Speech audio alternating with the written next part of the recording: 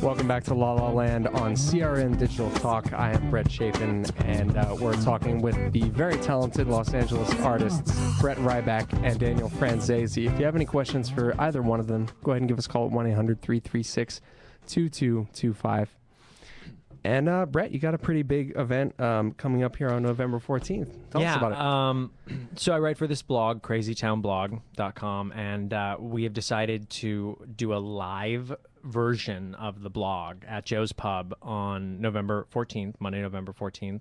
And so if you're in New York, by chance, come check it out. And it's essentially, it's like we've taken a lot of the postings from all of the members that contribute, and we've gotten a bunch of Broadway actors together to perform them, either as scenes, monologues, comedy skits. There's a lot of media, like visual media that's going to be incorporated, and some songs as well.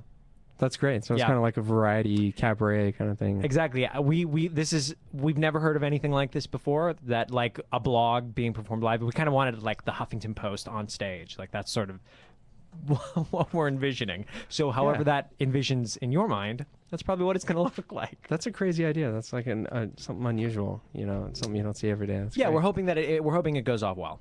Yeah, I'm sure it will. So we can do it again. And people can find out information about that at crazytownblog.com? That's correct, yeah. Guys, if you're in New York on November 14th, check it out. Yeah, absolutely. So you work in New York, you work on the West Coast. What are some of the differences and similarities of working on the West Coast versus the East Coast? You know, I think, to be honest, the biggest difference is that I've noticed is just the culture around theater.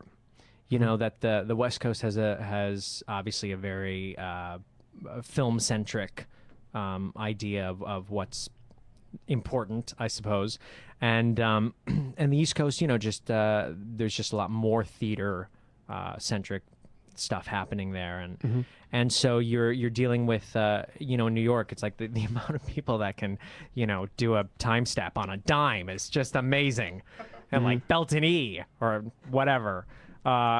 That, you know, you come across a lot of that, and then in you know, in LA that's less so. And so for somebody that's writing musical theater, it's really important to me that I've realized in like the last year and a half that I really want to cultivate a community of friends and artists that I've worked with, Leslie, you know, being one of them, for example, of just really great musical theater people here, because I feel like, you know, which is true to the geography of the town, is we're kind of all over the place. There's no like central place that those kinds of artists that are really great go to. And so yeah, but I think that's the biggest difference, is just it's theater versus film. Yeah, everything's so spread out here in LA. As an artist, if you're going to auditions, sometimes you're going, you know, 60 miles, 70 miles or more.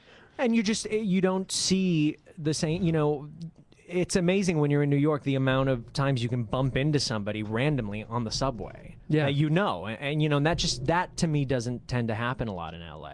I feel like you're in your car for so much of your life, and you just miss people. And so it's really great when you can find and cultivate a community. Absolutely.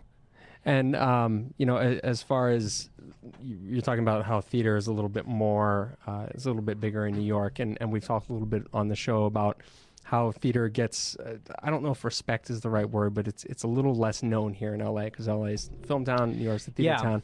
What do you think LA can do to kind of improve its reputation with theater? You know, I think that's a really tough question. I've always thought that, or not thought, but I've always wished that LA had more mid-sized theaters, because there's sort of you've got the massive, you know, CTG, Geffen, South Coast Rep, even La Mirada. Well, La Mirada is sort of a mid-sized theater. I think if there were more spaces like that, all the old movie houses are like 1,000 seats. Right. More. Yeah. Every time I look into trying to get into some kind of creative space to do a show, it's you're either there's like very few 99, and they all have their reputations already. Right. And then it goes to bam to like 500, and then after that it's 1,000 plus. Yeah. Because all the old movie houses have too many seats. Right. And that's why they're all like flea markets. And I think I just think that that way you can increase the sort of level of quality, but you don't have to worry so much about the amount of getting people into, to support, to fill spaces that are just so big. It'd be nice too if some of those mid-sized ones and the 99-seat ones got a little bit more exposure from the mainstream press. I think that would help a lot as well. Yeah, I mean, I wish I had more of experience about that, because I know that is one of the biggest issues that LA theaters deal with. Yeah. I always thought that the smaller spaces should join up, like get together and like, hey, you've got this, I've got this, and then turn into a mid-sized space. But I don't know, maybe people are too territorial. I think the LA Stage Alliance might be working on a task force to do that. I think, So, oh, that'd be great. That'd be great. We'll be right back on La La Land on CRN Digital Talk. Who's watching your home when you're not?